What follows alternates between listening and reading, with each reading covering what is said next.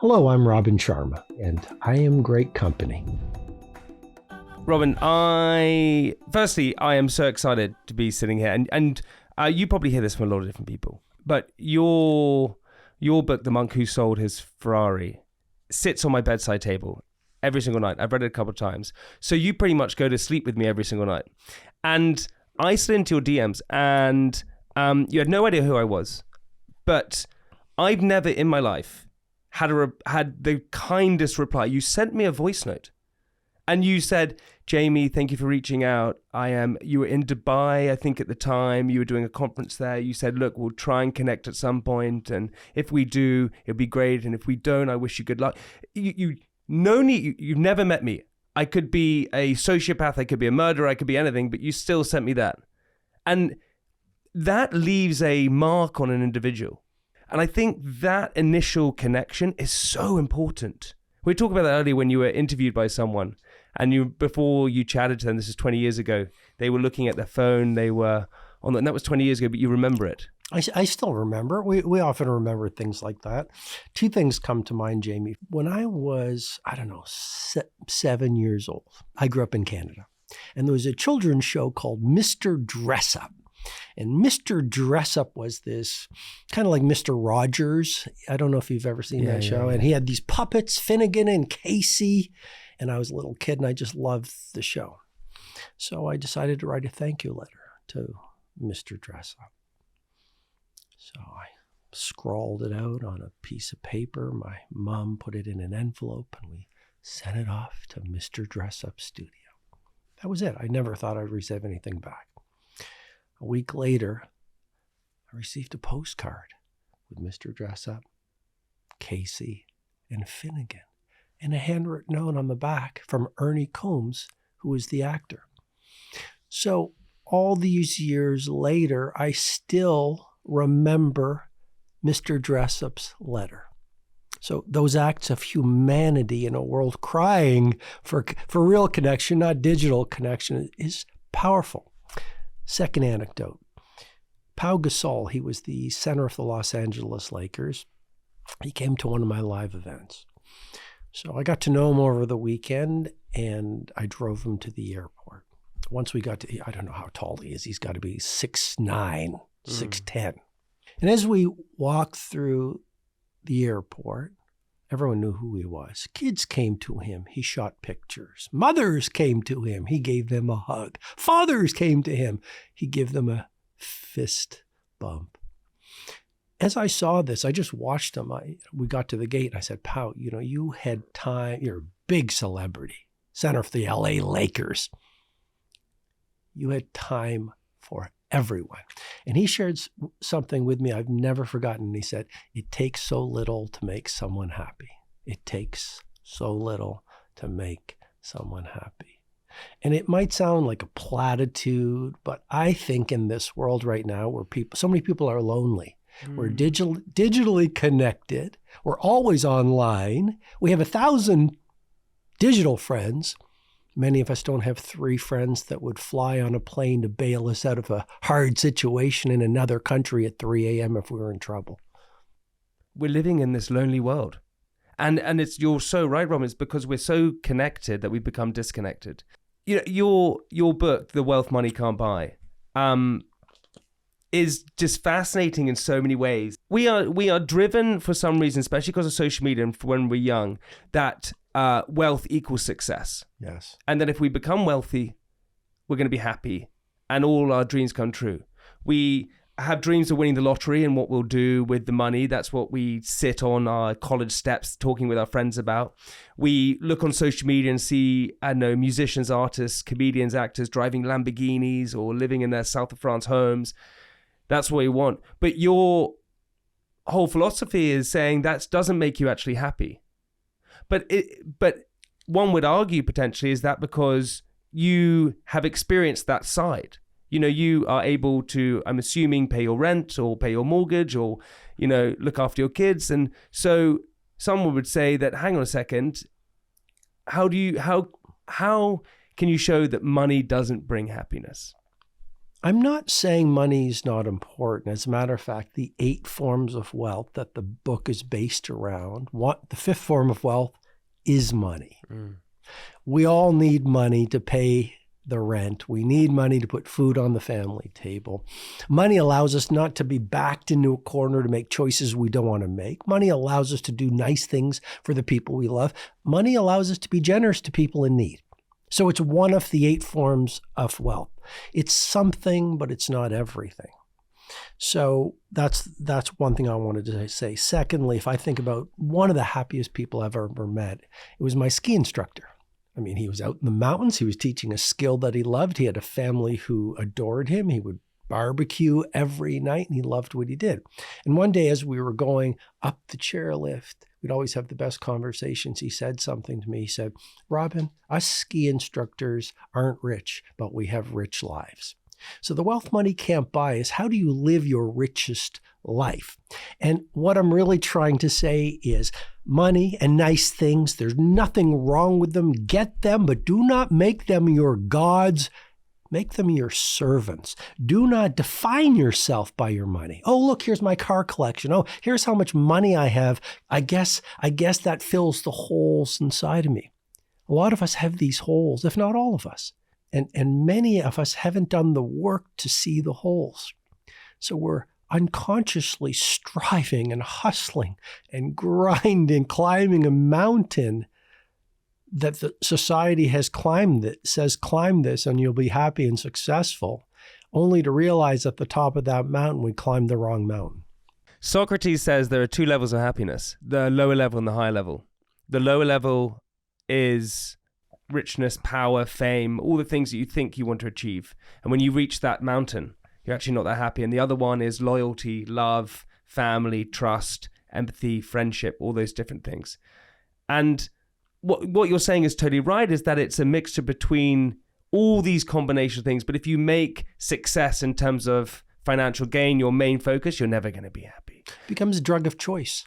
Do you think it becomes an addiction? It becomes an addiction. It becomes how you measure your success in the world. I've mentored these billionaires for years. And they're not happy? Some of them are, most of them are not. In the book I talk about, there's one chapter called The Multi-Billionaire in the Very Empty Mansion. So there was this celebrity financial titan. He reached out to my team. He wanted me to mentor him. He was having some struggles. We considered it. I decided to do it. Went to the city, foreign country, showed up in this neighborhood full of embassies and all these massive houses. And I pulled up Jamie to this house bigger than a house I've ever seen. It was exquisite. Walked inside. I walked past his art collection. Walked past his car collection, big glass around it. And I walked into this room and there he was, the celebrated financial titan. And we talked for about 2 hours and he told me about his exploits and his victories and his difficulties. And then he told me about his yachts and his jets. And I go, oh, this is all interesting. You know, who do you share it with? Long pause. And the answer was, I don't have anyone to share it with. So some of these billionaires are happy. Most are not. Many say, I don't know my 20-year-old kids anymore. Some of them develop illnesses along the way. I'm sure you've heard those stories. So there's nothing wrong with making money, but don't lose your family along the way. Don't lose your health along the way. One of the forms of wealth is there's craft, there's family, there's growth. We can get into those, but one of them is service. And so if you are building a great company, as you're doing, it seems, well, then money, I believe, is going to be your byproduct. Completely that. You know, your story is fascinating because I know, and you've spoken about this before, but you published your own books. That is what, you know, your mum was helping you edit the books. Your dad was helping you sell them. You took huge risks at the beginning, buying the stock and just putting them in bookshops, hoping people would like them. Just in the aid of just helping individuals. Your whole life is sort of served to sort of helping other people. That there must be a point in your life where you suddenly went, this is what I want to do. When was that point when you were like, this is the path that I want to take? There wasn't any aha moment, really. It was more finding my purpose through 1,000 different steps. Yes, I self-published my first book. I wrote it I was a litigation lawyer at the time. I was very empty. Again, I followed the definition of success that the world had sold to me. Be a lawyer. You'll wake up happy. But you were young. I was young, but I made a lot of money and I had a nice car and I had a beautiful house, and I woke up every morning. I looked in the bathroom mirror and I didn't like the person looking back at me. And so success without joy is fool's gold. And so I started an odyssey of sorts, and I started trying different modalities, whether it was meditation or working with healers or reading different books or conversations with elders. And I made a significant transformation in my happiness and my wellness and my serenity and my energy. And I decided to write it down. So I wrote this book called The Monk Who Sold His Ferrari, which you very generously mentioned at the beginning of the show. And I self-published it. I went to a 24-hour copy shop and I self-published this book. My first seminar was 23 people. 21 of those people were my family members. So I got some good support early on. And I got it in this local bookstore. I have to tell you this. There was this one bookstore in my neighborhood where just from the beginning, I was on the bestseller list. And I went, wow, like this book is going to be fire. I'm always number 5 out of the top 10 in my own neighborhood. This is incredible. And the books were on consignment. I started off just so simply. And I'd bring another 5 books. They wouldn't pay for them. They'd go on consignment. I'd come back a week later. They go, Robin, they're sold. This is, you're onto something here. And about 2 years ago, my dad said, those books in the bookstore? I go, yeah. He goes, I was the one buying them. So I went, Dad, that's very loving, but I don't know if I needed to hear that. Why did he tell me that? Right? Don't tell me that. like trash my dreams. Yeah. And then he said, all those other millions of books, I bought those. I bought those. You know all these people? Yeah. They're all actors. Exactly. You, Robin, I got to tell you, you're AI. No. No. But that's true. That naivety, you kind of want to keep that naivety. It was part of the romance, But anyway, so I started from these that's hilarious, very humble beginnings, and then you mention a heart of service. I could get into the day my life changed. People say, "Oh, my life changed." I'd never experienced a day when my life changed until I stepped in Nelson Mandela's prison cell about 6 or 7 years ago on Robin Island. And I know we don't have time for it, but basically my life changed that day when I saw how he was treated, when I saw the limestone quarry where for 7 years he did backbreaking labor. The sunlight, which radiated off the stone, damaged his eyes. The dust from the limestone work damaged his lungs. I saw where the propaganda office where they would redact letters from Winnie. So he was psychologically tortured because he wouldn't have any connection with his family. He actually said his greatest regret in all those years of confinement, 27 years altogether, was they wouldn't let him out of prison to attend the funeral of his eldest son who was killed in a car accident. I saw the courtyard, Jamie, where he would tend to a simple tomato plant. But he would also, under the tomato plant, hide his autobiography, Long Walk to Freedom. And then I was led up by the guide to his room. It was about the size of this area here. 18 years in that much space. There wasn't even a bed.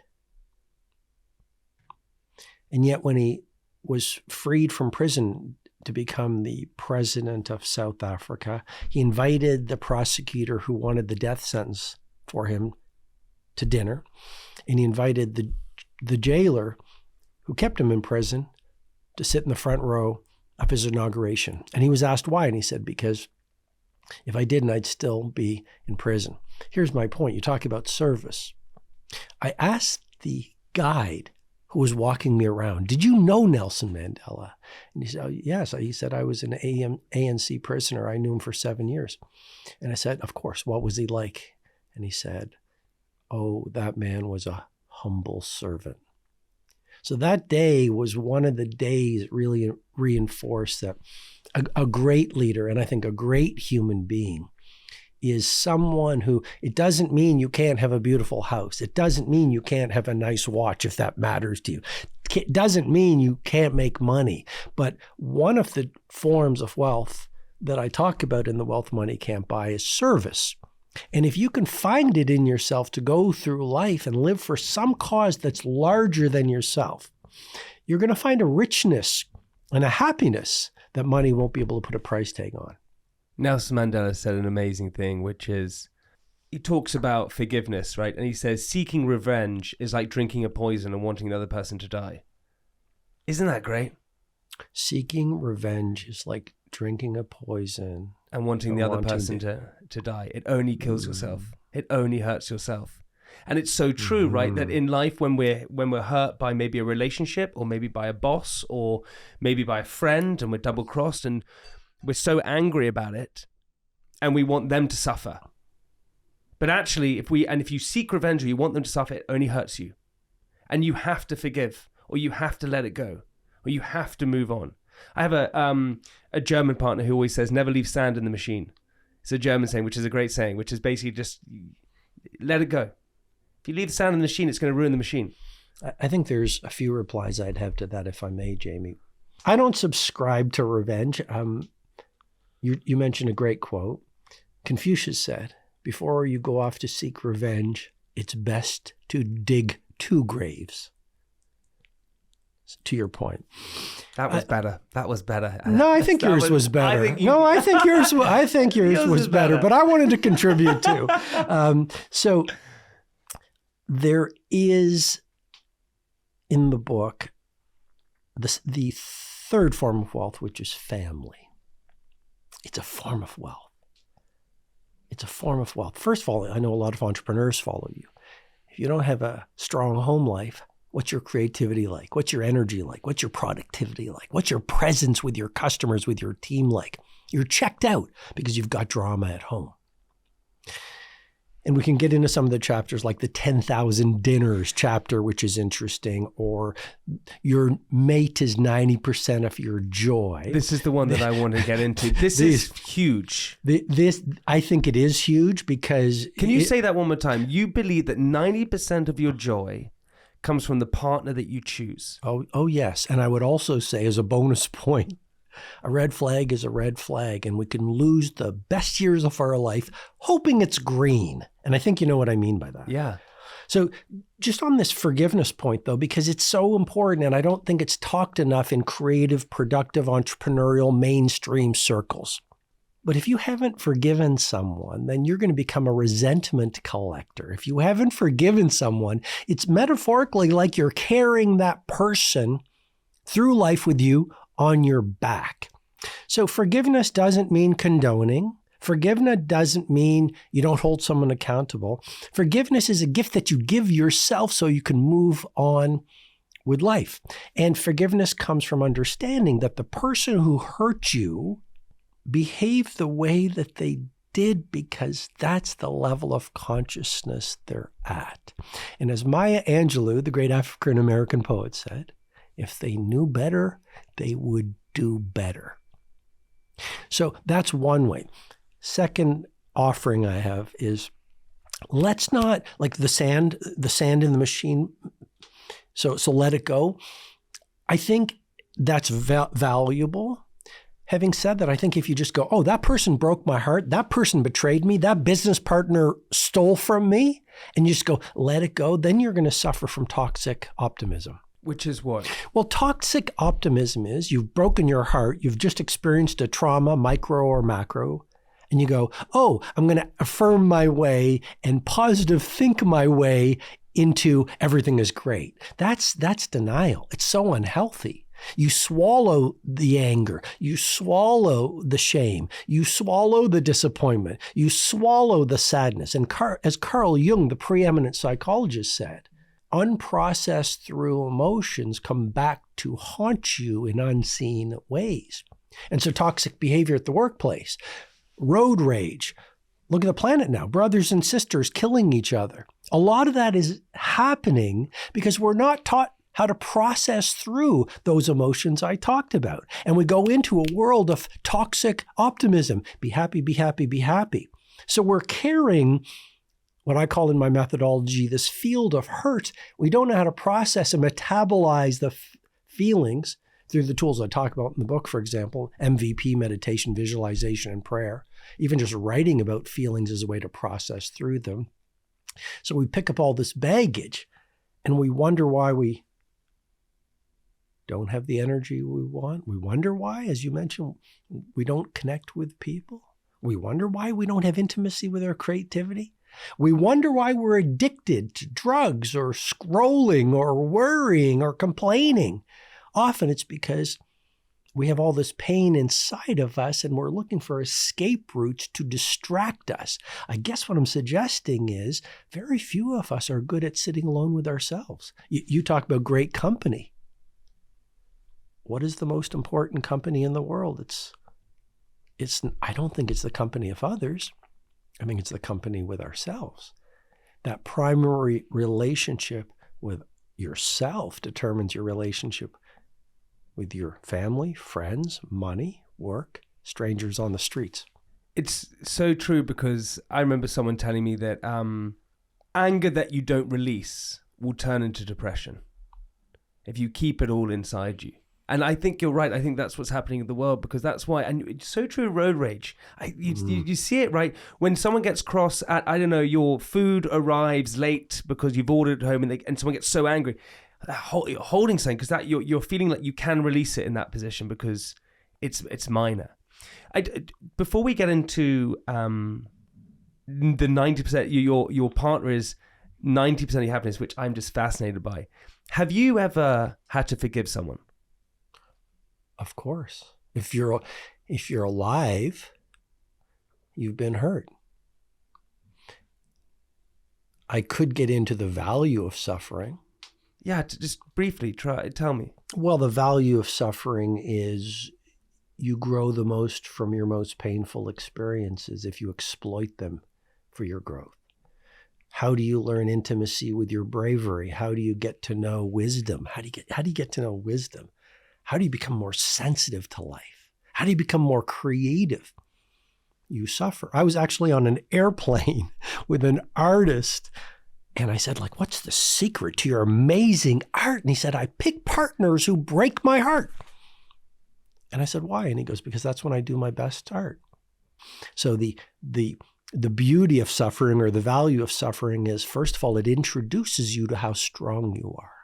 Secondly, it teaches you wisdom. It teaches you the great virtues: patience, forgiveness, honesty, authenticity. That all comes when we get our hearts broken. And yes, I've had to forgive a number of people so I don't carry them through life on my back. But again, that was a great, it was hard when I went through it, and it was necessary, and it served me so well now that I look back at it. It's the old idea: a bad day for the ego is a great day for the soul. That's amazing. It's true. We have to suffer in order to grow. In The Wealth Money Can't Buy, you talk about 90% of your joy comes from your partner. That feels like a lot of percent. And you really think that? I'm blessed to have an amazing partner to share life with. Her name is Elle. She's waiting for me to return. I've been on the road for 3 weeks. So day after tomorrow, I will be back home. She's waiting for me with our little dog, Holly, who's a 5-pound Chorky. I call her Super Chum because she's with me all the time. And I have found that 90% of your joy comes from your life partner. And if you don't believe me, and I know you're not, but find a partner, and I've seen this in people's lives, but find a partner who creates nonstop drama, and see how your life looks in every other dimension. It just consumes you. If you hang around with energy vampires and dream stealers, it just completely messes up your life. And some people get in situations, and I've seen it happen, where they picked the wrong partner and they're dealing with the implications for 15 years. Some people, there's a lot of projection in relationships. It's another old idea, which is heal what hurts you so you don't bleed on people who didn't cut you. So a lot of people, we all bring our history. I was going to say baggage, but history's History, a better baggage, way. Baggage is right. History's a better way of putting it. We all bring our trauma. We all bring our trauma, Yeah. and I find choosing someone who might have lighter trauma leads to a simpler life. I, for many years, dated a lot and never found anyone that I really truly loved, and I was probably negative for them, and likewise all the way around. And then I met my wife, and she was my greatest friend. And truth is, she was my great friend. And one day she walked out in a bikini, and I went, "Oh my God!" And I suddenly thought, "God, you're a chick." I was like, "It's like this is." I was like, "Hi," and since that day when I met her, my life has done this. It has only got better. Yes, it's had downs and ups and things like that. And I kind of totally agree with your philosophy. And that's why it connected with me so much. However, there are people who haven't found love and they are finding it hard to find love. So would it be easier then to, if 90% of your joy comes from your partner, why wouldn't you just stay single? Why wouldn't you just not find a life partner and just go through life just looking after yourself?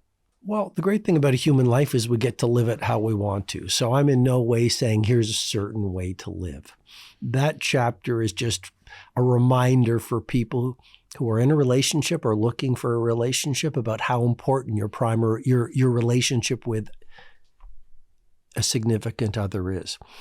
I was smiling as you were speaking because I thought about one of the other chapters in the family section, which is the 10,000 dinners question. And it sort of speaks to your relationship with your wife. And so Ayesha, I was reading the Financial Times, and Ayesha Vardag was interviewed. And Ayesha Vardag, in case you haven't heard of her or not familiar, she's one of the UK's top divorce lawyers. She's worked with the superstar footballers, the movie stars, etc. And she was asked, Ayesha, you've seen so many relationships fall apart. What's your advice for a great relationship? First thing she said was separate bedrooms. And then she said 10,000 dinners. And the interviewer said, "What do you mean 10,000 dinners?" She said, "Well, looks fade, lust can dissolve. But if you see yourself having 10,000 dinners with this person, keep them close because great love is hard to find." Yeah, do you know what that is? Very profound, and I think it's exactly what I can see with my wife. I would much prefer to go and play Jenga with my wife in a pub in the English countryside than spend time with anyone else. And we've been together 5 years. So you really live by the philosophy that if you can spend 10,000 hours with someone, then that feels like a good life partner. It's a metric. If you can see yourself having 10,000 dinners with someone, then there's a great chance that the relationship will last. But, I'd love to go macro. So the book is based on the 8 forms of wealth. The first form of wealth is growth. The second form of wealth is wellness. I was once in Qatar giving a live event. Someone handed me a piece of paper. Said, "Robin, tonight in your hotel room, read this." I did. It said on the piece of paper that night, "Health is the crown on the well person's head that only the ill person can see." In another wisdom tradition, they say, when we are young, we would sacrifice all of our health for wealth. And when we get old and figure out what life is all about, we'd sacrifice all of our wealth for a single day of health. So the second form of wealth, 20 chapters on the science, the latest on how do you get healthy and how do you protect and defend your energy and your longevity. Third form of wealth we talked about is family. Fourth is craft. 2 trips ago when I was in London, I got out of the hotel and there was this London black cab, but it was like perfect. It was like the Taj Mahal. It was like the Taj Mahal of cabs. It was like the Sistine Chapel ceiling of London cabbies. What can I behold here? It was sparkling. He was even wiping down his tires. So as we drove to the airport, I asked him about his approach, like deconstruct this. Why do you do this? He goes, "Well, this isn't just a job. This is for me. I get to meet people. This is what I do for a living. This is my pride. It has to be done beautifully." When we got to the airport, he actually goes, here's what I do before every customer gets in. And I kid you not, he had the spray thing. He's like wiping all the windows, cleaning the seats. And he goes, watch this. And he had a portable shampooer. And you know how in London cabs, some of them have carpeting? He shampooed the carpet. He goes, okay, gotta go, bye. Meow, took off. So if you see your job as a job, and I'm not saying you have to work all the time. I believe in rest. I believe rest is not a luxury, it's a necessity. I believe enjoying the fruits of your labor. But there's 20 chapters on this section on craft that teach how do you achieve mastery of what you do? How do you push masterworks into the marketplace? One chapter is make your project X. That's your Taj Mahal. Why? Because when you push magic into the marketplace, it gives you a form of wealth inside. It makes you feel great about your work. It gives you a sense of purpose, which is one of the ways to live a rich life. But how do you find your purpose? It's hard. Well, I'd say the first thing is often our purpose is right in front of us. Explain that. Well, have you been to a coffee shop where, let's say there's 10 people working, 9 are checked out, 1 still has a sparkle in her eye? Have you been to a hotel where you walk in, most people are going through the paces? They're, like cyber zombies, not present. Yet there's one who goes the extra mile and is a merchant of wow. That's someone who sees that all labor has dignity. That's someone who takes their work seriously. And I think all too often we want the rewards of world class without doing what world class requires. We live in a world right now where people want to be fit, but they don't want to join the 5 a.m. club or the 6 a.m. club. We want a world right now where people want to be billionaires, but they want to watch TV for hours all night or watch dancing puppies or whatever. What would you say to someone who feels that they don't have time to put your philosophies into action? We all have 168 hours in a week. I've heard that so many times. And I say this very, very respectfully and very sincerely. But I hear people saying, I don't have time. And I wish we could put a video camera on that person for a week so they could see how they're spending their time. Someone once said, we wish we had more time, but we squander the time we have. So we were to follow, I would predict if we were to follow 100% of those people who say they don't have time, they would be shocked by all the time they're wasting especially on digital pursuits. I mean, you can look at the numbers right now, how much time we spend in front of the white screen every day, chasing trivial pursuits that amount to nothing. I believe that an addiction to distraction is the death of our creative production. How many of us are doing real work versus fake work? How many of us are involved in recreation when we have free time? Recreation, like reading a book, taking a nature walk, having a family meal. You're in such a great city for art, going to the Tate Modern. Those things recreate us. But so many of us are sitting in front of a screen, addicted to watching people doing these dance moves or bloopers or watching celebrities put on their mud masks. And we're never going to get that time again. So I hear this. I don't have time. The real question is, where are you investing your time? This is a really hard question, but if someone listening to this right now who says, they've read your books and maybe they're meditating and doing different things and they're still not happy, what would you say to them is one of your rules or your philosophies that you say, this is the philosophy to happiness? Or to potentially get towards that place? Well, that's a very big question. Yeah, I know. And what I would say to someone who's saying, well, I'm doing everything and I'm not happy, I would, if I was mentoring that person, I'd really want to know what they're doing. Because if you use the tools, and I mentioned so many of them in the Wealth Money Can't Buy, like MVP. I start my day off with MVP, meditation, visualization, and prayer. There's 5 morning questions I suggest in your journal. I can get into them very quickly. What am I grateful for? Where am I winning, which builds momentum and energy? What will I let go of today? What a powerful question. Number 4, what does my ideal day look like? 1 paragraph, because clarity breeds mastery. What does my ideal day look like? And then number 5, what does my last day look like? Imagine every morning, what does my last day look like? That's a great protocol to help you stay focused on living your finest life. So being in nature every day. One of the chapters is Recruit a Dead Board of Directors, reading the books of the great people. I could talk about a lot of the different protocols and tools. If you do these kinds of tools, even your morning routine, your pre-sleep ritual, the quality of your sleep, stripping out the energy vampires because of the power of a great social circle. If you're doing all of these things, then you're going to be happy. Does it mean that every day you wake up singing from the mountaintops in a loincloth like a monk? No, we're human. But we'll be much happier doing these protocols and habits than if we don't do them. Some people find it hard, right? They feel like they're stuck. And they're maybe stuck in a job, or they're stuck in a relationship, or they're stuck in an environment where people surrounding them are vampires.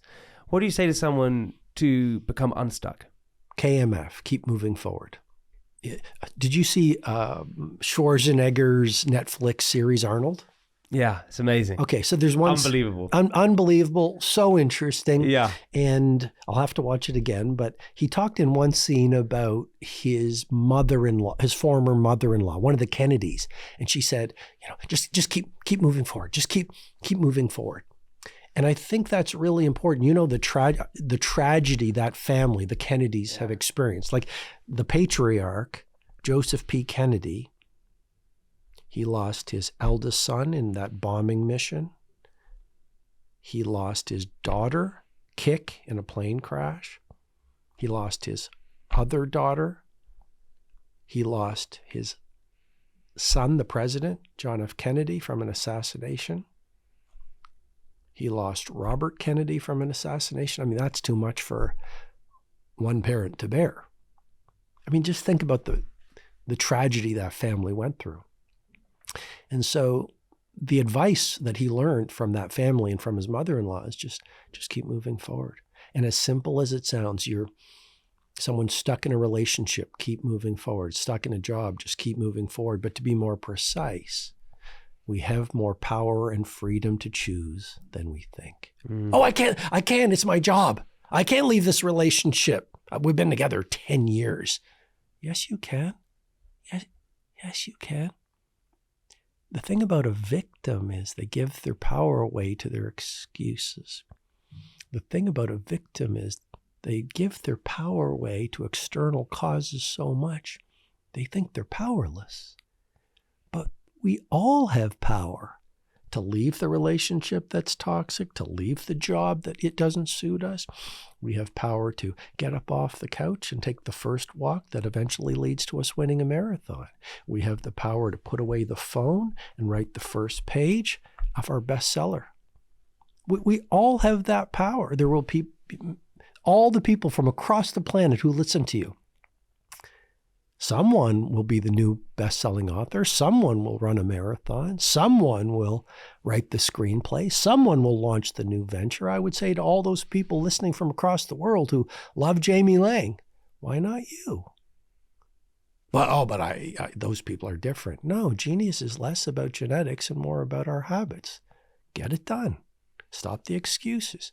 Get it done. No one's going to come and help you write the book. You've got to do it. And the more you own your power, the more powerful you become.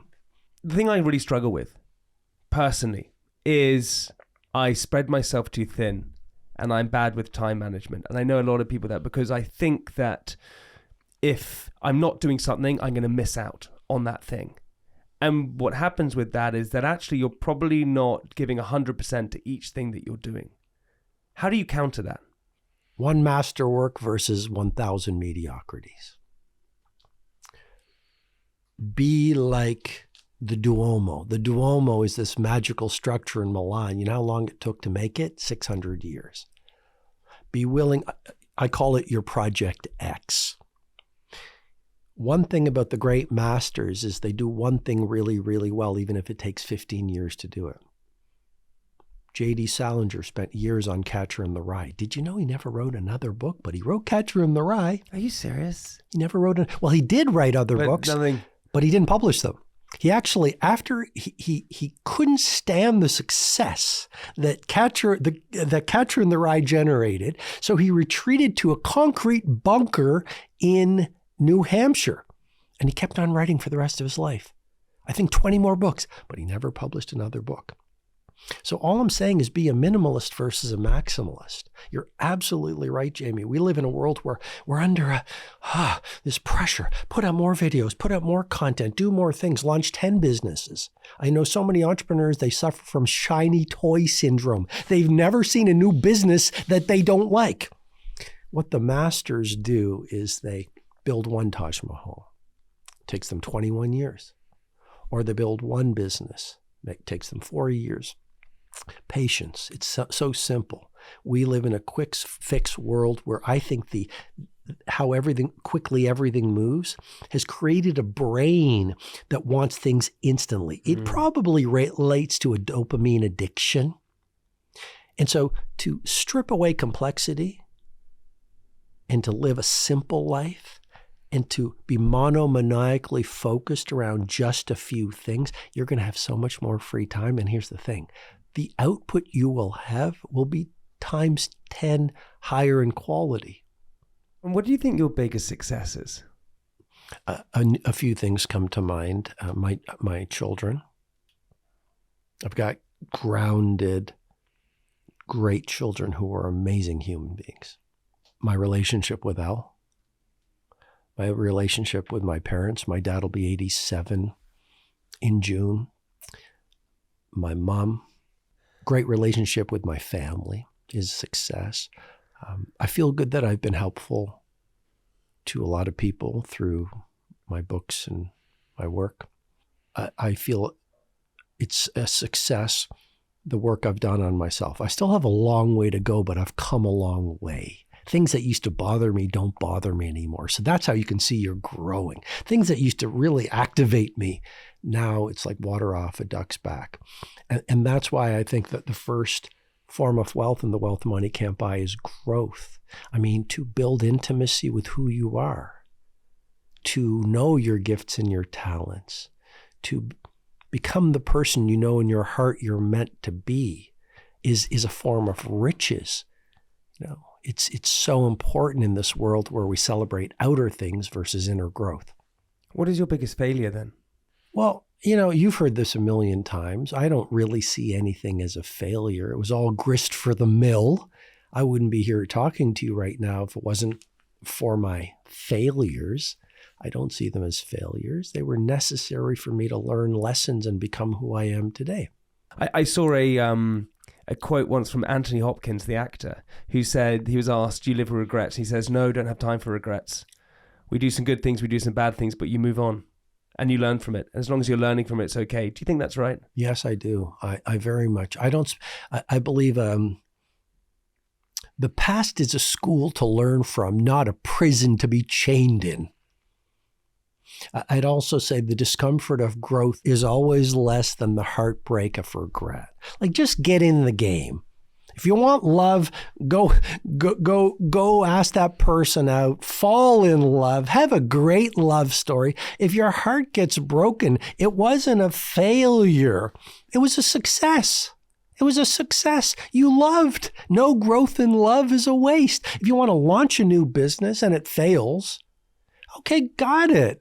Now I know how to hire the right people. Now I know the importance of making a profit.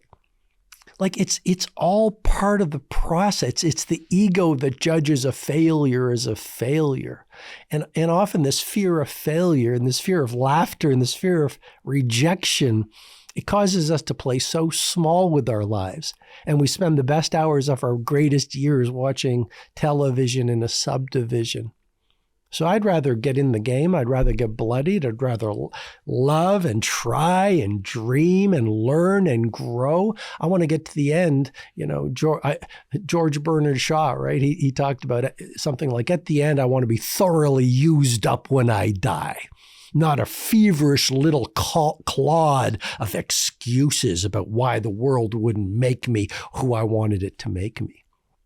And I think ultimately, just to get a little philosophical, life is short. We learned that from what happened a few years ago. Yeah. I don't know what your thoughts are, but the world fell. The world fell. We experienced collective trauma. So what do we see now? Revenge travel. Everyone's going to Rome. Everyone's on an airplane.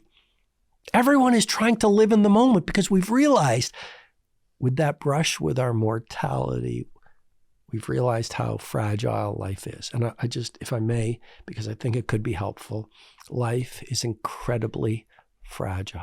And as human beings, we are a species of great postponers. We put off the love, we put off the dreams, we put off speaking our truth and being ourselves. We put off reading the classics and listening to music so beautiful it would bring tears to our eyes until the kids are grown up.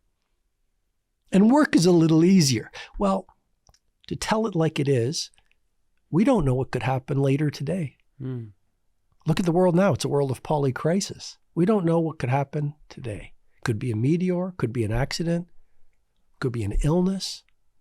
So to live to the point, I think, is very powerful. It's very rare, but it's very powerful. And as strange as it might sound, to keep your mortality front and center, so you're always connected with the shortness of life, is a very powerful way to live.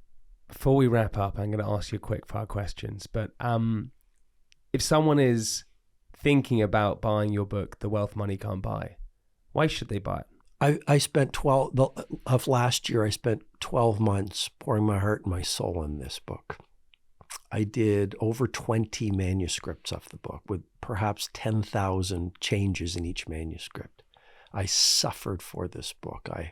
So I've worked absolutely hard to make this the most valuable book I've ever written. Why should they read it? Because it's a whole new way of seeing success. Society says success is hustle and grind your way to making a ton of money. We celebrate the billionaire, but we don't celebrate the gardener who keeps the neighborhood clean and has a beautiful family life.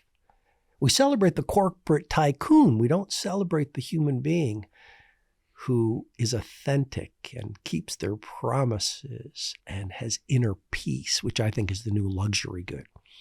So again, one of the forms of wealth is money, and I teach how to get there, but there's 8 forms of wealth. And when people read the 8 forms of wealth and the different sections, I think it'll revolutionize their understanding not only of success, but how to live their richest life. I have 8 questions that I want to quick fire at you before we end the conversation. Are you ready for this? Sure. By the way, thank you for this. Really, honestly, thank you, because I know how busy you are. I know how I can imagine the amount of people who message you, try and meet you, try and connect with you in the thousands, 100,000, maybe millions. And so I feel very privileged to sit here with you for this last hour. So thank you so much for that. It's been amazing. Thank you for your time. So we have 8 questions. You ready for this? What's a saying or phrase that always makes you smile or cheers you up? You know, my mother used to say when I was growing up, you've got a very bright future. That just used to make me feel so good. It's a great one. Best compliment you ever received? From my dad. You're helping a lot of people. What scares you most about yourself? I can't think of anything that scares me about myself. It's a good answer. When was the last time you cried and why? Well, I cry at movies. I remember in my 20s, I went with some law school friends, and it was just so embarrassing. We went and saw Driving Miss Daisy. It's an old, have you ever seen it? It's an old movie, Morgan Freeman. Just like heartbreaking. Won the Oscar, I think. And they were just sitting there and I was like pouring, crying my eyes out at Miss Daisy. Miss Daisy, what happened at the end? And they're like this. They're like, honestly, And I'm like crying, like how. So what was I had that in Castaway. Have you ever seen Castaway? Yeah, Tom Hanks. I went to the cinema with all my buddies, 7 of us. Yeah. As soon as that bull Wilson went out to see Wilson, I was in tears, and I had to put my hands up. Didn't want anyone, and all my buddies were looking at me like, "What?" I was like, what's wrong? He's lost his ball. Like, kidding me? Like that was like. What happened to Miss Daisy? What happened to Miss Daisy? Traumatizing. Didn't you guys see that? Didn't you see that? Like, what's wrong with you people? I would say I'm a great lover of art. Yeah. And when I saw the Michelangelo's Sistine Chapel ceiling with my kids, I cried. Really? When I saw The Birth of Venus by Botticelli, I cried. Yeah. Why? What does it do to you? Well, the great thing about art is it connects us with our humanity. That's why I spent a lot of time in art galleries and museums. Like, art frees us of the mundane. Art shows us what's beautiful about the world. Art makes us more sensitive. Art makes us more human. And when you art room, and also I think art is communing with mastery. So being around great art, the creator's stardust rubs off on us, because look how much time it takes to produce a masterwork. It reminds us of hard work, commitment, beauty, the creation of magic. What is something you can't let go of? My mission. My mission is my oxygen. This writing these books, creating the content, giving presentations, traveling the world, evangelizing a message, reminding people of their potential for possibility, mastery, decency, all those things. It's just like a deep fire in my belly. 31 years after I started, I think I'm just getting going. Yeah. And when people come up to you and say, Robin, you've changed my life, what does that make you feel? Well, the first thing I say to them is, thank you, but you changed your life. I didn't change their life. I wrote books that gave them an idea, and then they acted on the idea. They exercised their human power, which everyone who's listening has, and they did it. So I say, thank you, but don't give, in my mind, it's like, don't give me your power. You did it. Applaud yourself. What's something that you would be embarrassed for people to know? I would say, I'm not really embarrassed, but I'm a huge fan of country music. I love country. I don't think there's anything embarrassing about it. It's just so amazing, especially the new country, like Parker McCollum, and these people are incredible. So if you want to be happier, we talked about happiness, like music. People don't talk about music. Like, I make playlists all the time for specific occasions. If it's a New Year's Day, family playlist, I'm going to go, okay, play Nightmares on Wax, and I'm going to play, more Chiba and this, or it could be whatever. What turns you off? Rude people. What turns you on? Great music, great art, great people doing amazing work, kindness, human acts of generosity. Last question, and then you're free. What do you like most about yourself? I've been through a lot in my life. I haven't become bitter. I think in many ways I still have protected my childlike heart. I still look for the best in people, hunt for the best in people. I think I'm still very enthusiastic. I still cry at movies. Still look for country music. Still want to have a conversation with the taxi driver.